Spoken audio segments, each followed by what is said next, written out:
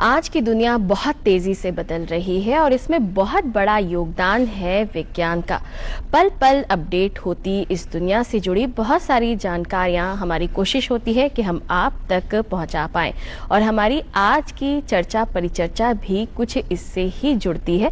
हमारा भारत बहुत तेजी से विकास कर रहा है और हमारा खास तौर से लक्ष्य है कि कृषि क्षेत्र जो है इसमें और ज्यादा तेजी आए, क्योंकि हम न केवल रोजगार के लिए उस पर बहुत ज़्यादा लोग उससे जुड़े हुए हैं, बल्कि जो इससे अन्न मिलता है ये सभी हमारे जीवन का आधार है।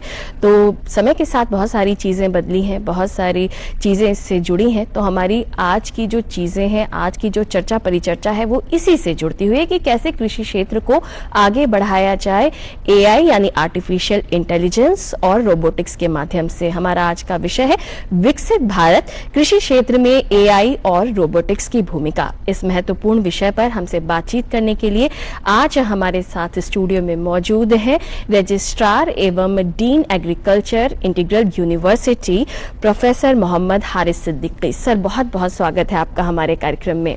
नमस्कार, बहुत बहुत धन्यवाद इस कार्यक्रम में आमंत्रित करने के लिए।